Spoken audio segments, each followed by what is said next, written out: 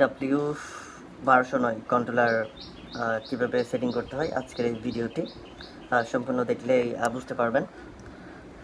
ভিডিওটা হচ্ছে একদম যারা নতুন তাদের জন্যই, আর অনেকে হয়তো বা এই সেটিংটা জানেন। প্রথমত এখানে একটা অ্যাডাপ্টার লাগবে, এটা হচ্ছে 12 ভোল্টের একটা অ্যাডাপ্টার। এরপরে অ্যাডাপ্টারটা আমরা এখানে দেখতে পাচ্ছেন +12 ভোল্ট। এখানে আমরা প্লাসটা লাগিয়ে দেব, লাল কালারের যেটা আছে ওটা।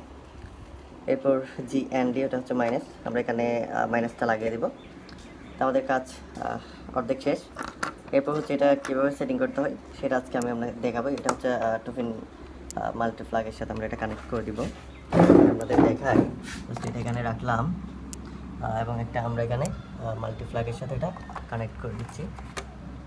দেখতে পাচ্ছেন অলরেডি কিন্তু ডিসপ্লে শো করছে। আর এটা হচ্ছে সেন্সর।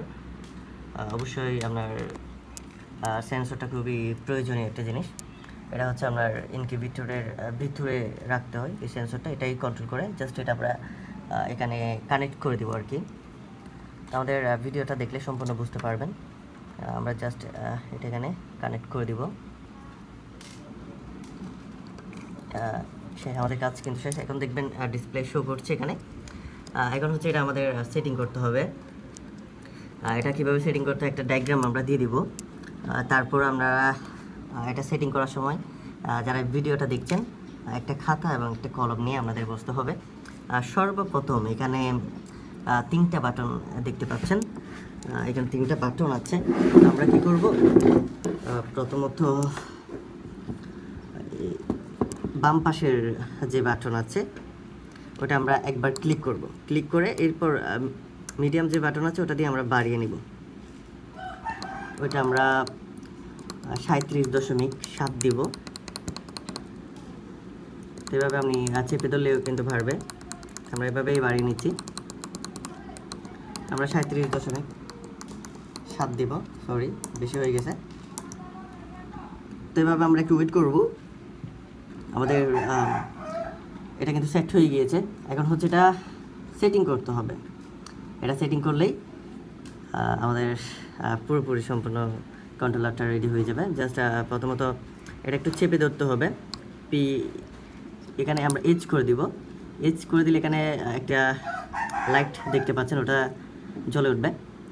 এরপর আমরা আবার একটু চেপে ধরবো। চেপে ধরে এটা আমরা P1-এ নিয়ে যাব। P1-এ 2.0 এটা এভাবে থাকবে। এরপর আমরা P2-তে নিয়ে যাব। P2-তে এখানে আছে 120, ওটাকে আমরা কমিয়ে 40-তে নিয়ে আসবো। দেখতে পাচ্ছেন আমরা এটা সম্পূর্ণ কমিয়ে 40-তে রাখবো। এরপর আমরা P3-তে যাব। P3-তে গিয়ে এটা 55 আছে, এটাকে আমরা 50 করে দিব। এরপর P4-এ 0 থাকবে, P5-এ 0 থাকবে, P6-এও 0 অফ থাকবে। তো এটা কিন্তু আমাদের সেটিং হয়ে গেছে অলরেডি।